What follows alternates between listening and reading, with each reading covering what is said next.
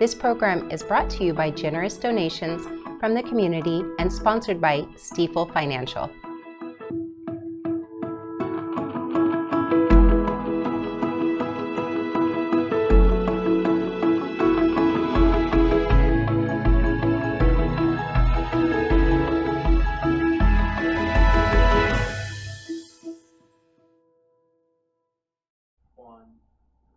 History repeats itself, and as a historic town, Nevada City is constantly changing, adapting, and finding new ways to make progress while maintaining its roots. A new study to allow safer mobility in a busy section of Nevada City is expected to begin soon. The Nevada County Transportation Commission is expected to approve the hiring of a planning firm at its monthly meeting in coordination with the city. Commission Executive Director Mike Woodman says the focus will be on the Zion-Sacramento Street corridor. That's from the intersection of Ridge Road and Nevada City Highway. The corridor serves as a link between the downtown historic district and the Seven Hills business district. It is anticipated that the firm will hold a number of public workshops throughout the year to allow lots of various options to be assessed for feasibility and cost effectiveness. In discussion with city staff, Woodman says they indicated an interest in exploring all possible improvements and opportunities to enhance student access to Seven Hills Middle School, Deer Creek Elementary, and Forest Charter School. He says the study should last most of the year with the goal of completing a draft plan by November. A final plan could be adopted as soon as early 2026. Good evening, I'm Jenna, your host for tonight's edition of Nevada County Now. Don't go away, we'll be right back after a short message from our sponsor. Thank you to Stifel Financial, proudly helping individuals pursue financial goals, businesses and organizations raise and protect capital, and communities offer a higher quality of life. To learn more, visit www.stifel.com.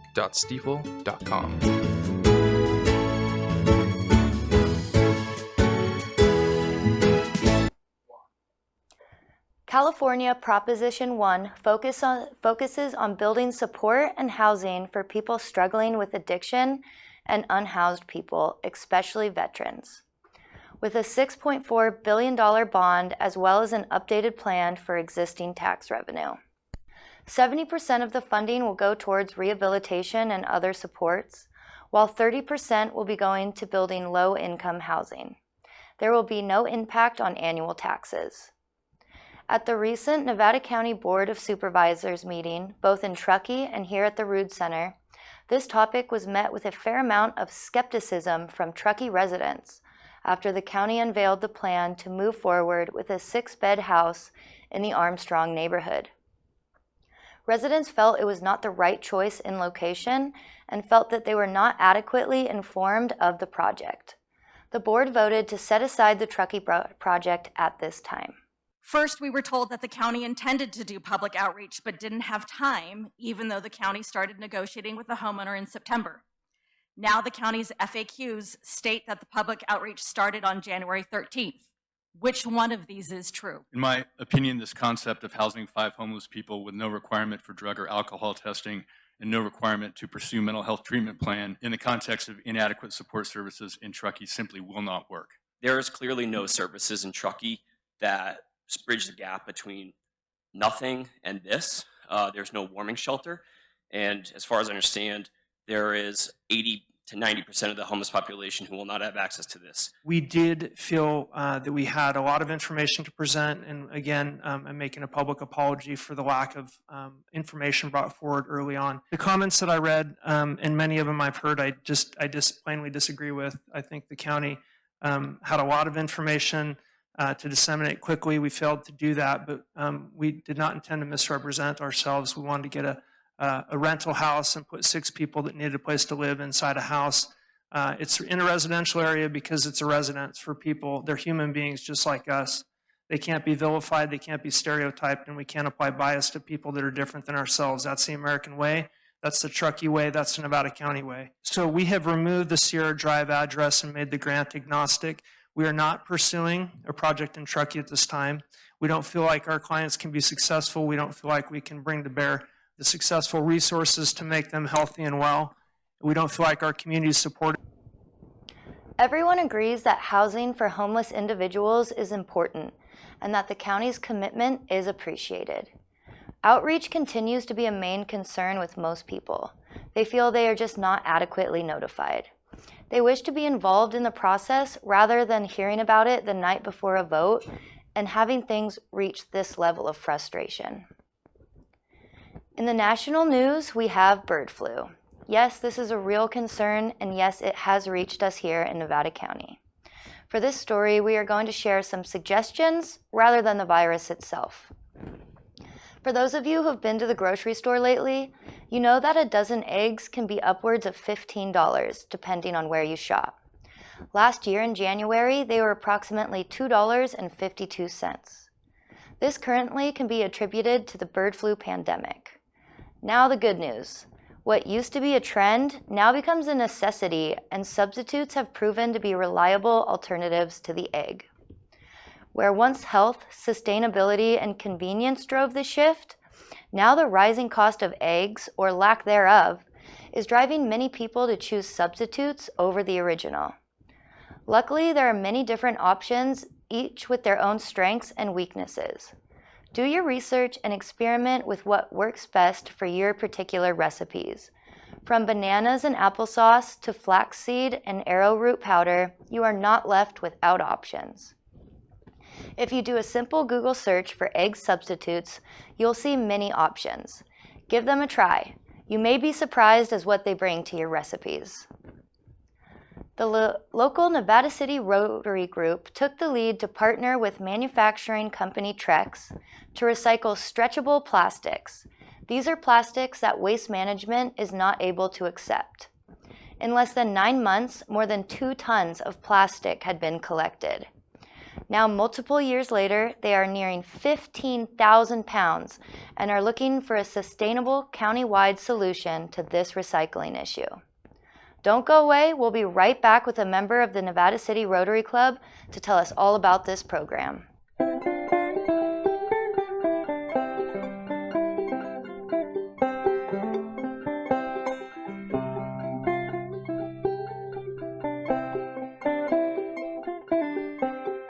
One of our goals as an agency is to bring that awareness that in our community there's still needs out there for firewood, especially in the senior population, and that as together as a community, we can meet that need. Each year gets a little harder and a little harder, but just seeing this, I feel like one of the lucky ones.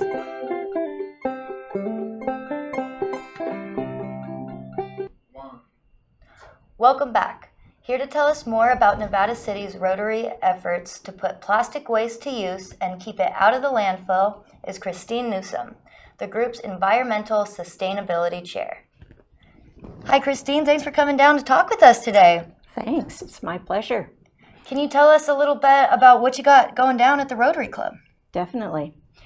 About 4 years ago, 2021, our environmental committee at the Nevada City Rotary Club came to the realization that there was a big gap in waste pickup in our county, and specifically I'm talking about what's called plastic film. That would include clear plastic grocery bags, shrink wrap, and that sort of thing. Okay. And what happens is Waste Management says that they're not able to create a separate waste stream for just plastic film. And so consequently, if you put any of that in your trash, or if you put it in even in the recycling container, it will end up in the landfill. And there it deteriorates and contributes greenhouse gases to the atmosphere. Oh, we definitely don't want that. No, and the interesting thing is that there is something that can be done with that stuff. It can be recycled into usable materials. There's a company, as mentioned, the Trex company makes not only the decking that many people are familiar with, but also outdoor furniture. Oh, and so I like to sit outdoors. There you go. So if we can only get it to the Trex company, which we've managed to do, then it re-enters the economy, and that's what's called the circular economy. What is the best way to get our stretchable film plastics to the Rotary Club? Well, you don't give it directly to us. Rather, Okay. we have some collection bins at several variety of places in the county. I actually have them here, but they are at Briar Patch in Grass Valley, B&C Ace Hardware, the Restore out on Loma Rica Road, the Madeline Helling Library, as well as the Grass Valley County Library, and the city halls of both Nevada City and Grass Valley. And separate from our program, there are some other grocery stores or supermarkets that collect this material. SPD, Safeway, and Save Mart, they all have their own bins at the front. So you guys are taking the plastics that are otherwise going in the trash, giving them to the company, making something useful out of them, outdoor That's furniture, right. which Yeah. we like. Mm-hmm. And you got all these places that you can drop it off. It seems so easy. It does seem easy, the way I explained it. What I left out was, unfortunately, we're way too small potatoes, or whatever they might say, for Trex to actually come down and pick up our stuff. Okay. Instead, Save Mart in Grass Valley has been extremely generous and cooperative in taking all of the plastic so far over these last 3.5 years and delivering it to their central headquarters down in the valley somewhere, I forget which city. They bale it up along with theirs, and then the Trex company comes down and does pick up there because they have many tons worth.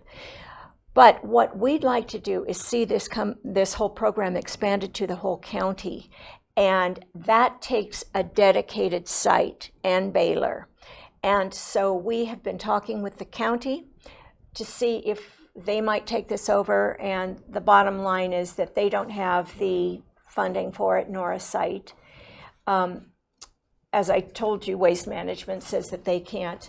We have approached a few nonprofits that have a little bit of land around their area. Mm-hmm.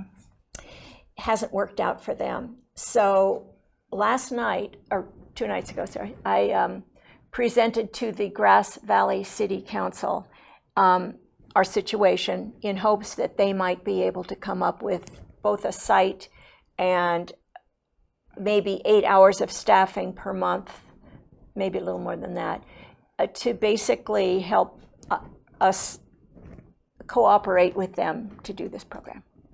I really appreciate your work and what you're doing, getting the plastic out of the trash, out of our city, out of the streets, doing something good. So yeah, let's keep working on this. We'll keep going to the Planning Commission, and hopefully we can find somebody to get this stuff done in county.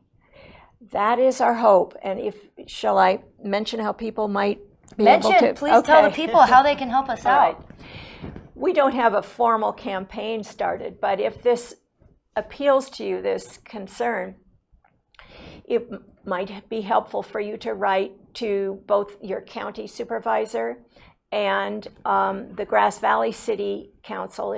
I suppose if you live in Grass Valley, or perhaps they'd pay attention if you don't live in Grass Valley. I'm not sure about that. A letter's a letter. Yeah, exactly. And telling them why you also are concerned, and hope that they will be able to collaborate with our Nevada City Rotary Club. Thank you so much, Christine, for coming down and bringing this issue up to us, because I had no idea. I really appreciate that. Well, and if anybody wants a little more information, you can go to our Nevada City Rotary Club website and find out more. Don't go away. We'll be right back. We've got more to come.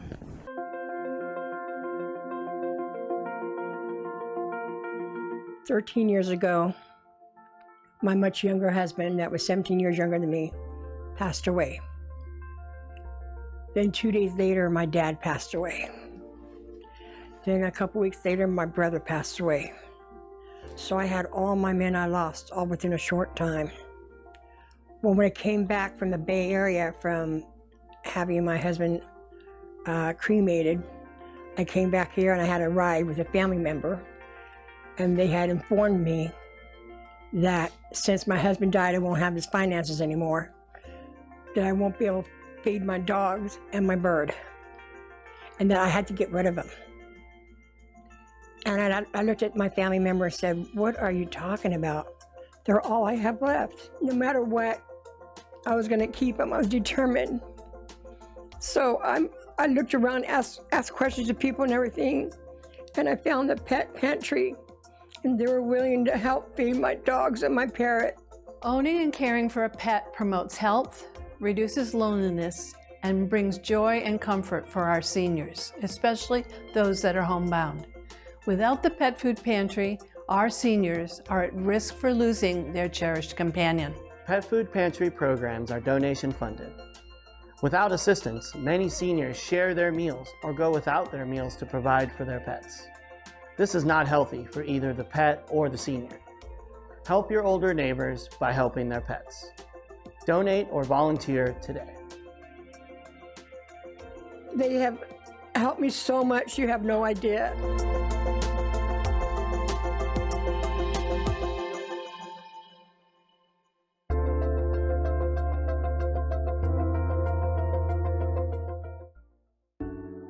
If you are dining outside at a restaurant and someone is smoking a cigarette or using an electronic smoking device, you are being exposed to secondhand smoke. But what if you're in your own home and a neighbor's smoke is drifting in? Every person should have the right to live in a smoke-free environment to protect their health and the health of their family. I live in an apartment and my son was coughing more than usual. I realized it was because our neighbor's smoke was affecting him. I tried putting a wet towel under the door and I asked the neighbor to please not smoke inside. He smokes outside sometimes, but the smoke still comes in. I'm really worried about my son's health.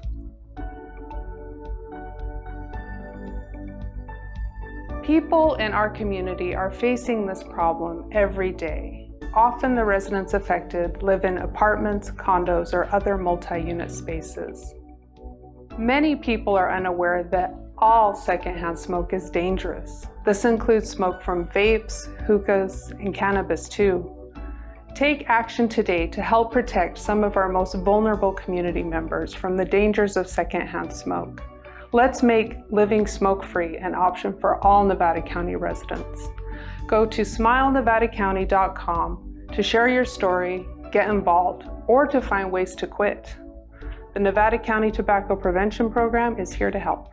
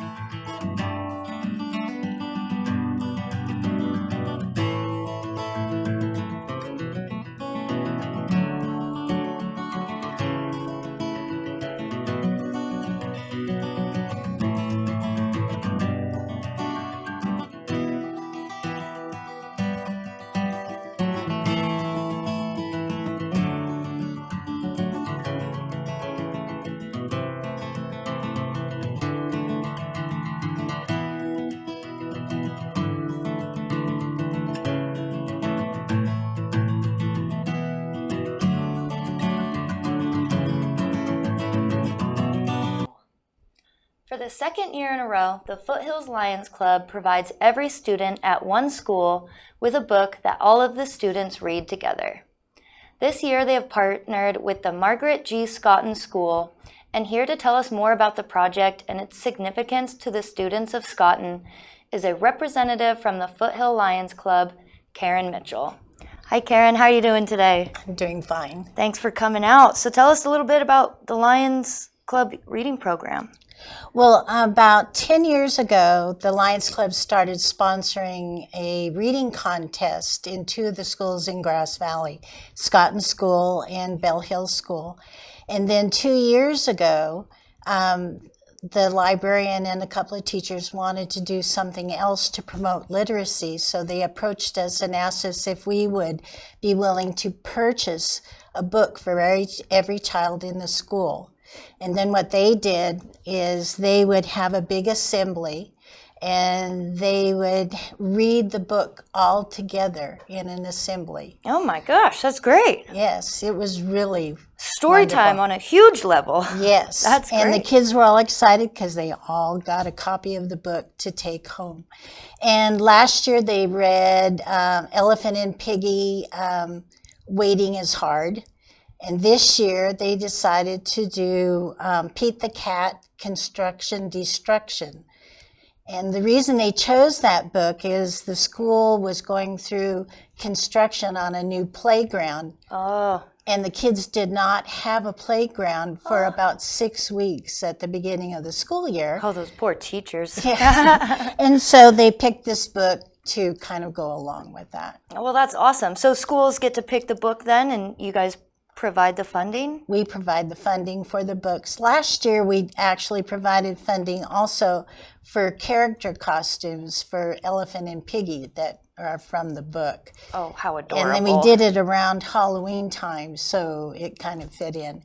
This year, they chose some fourth graders to actually stand up in the assembly and read the book to the kids while all the kids have their own book sitting on the floor, that's reading. So getting the whole school together like that must be really rewarding for you guys. It is. Awesome. And one of the little boys that was in the fourth grade group that was reading the book was very excited because he got to take the book home and share it and read it to his sister.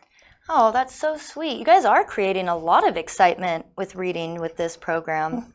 Is there anything else you do around town in the community that you'd like to share? Well, our group really likes to focus on youth in the community, so we do bump ups for the ag mechanics auction at the fair and the livestock auction at the fair. Okay. We also donate to groups like Care Crisis Nursery and Bright Futures for Youth and CASA, the court-appointed special advocates.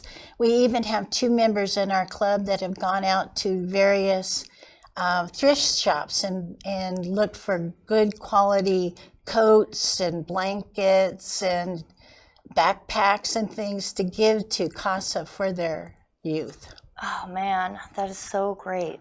And we also donate to Camp Ross Relis, which is a summer camp for deaf students in Northern California. So the Lions Club is doing all sorts of things for the youth. What's the most rewarding thing for you? Oh, I think, we run the beer booth at the Nevada County Fair by the arena. That's rewarding. Beer? Yeah. Yes.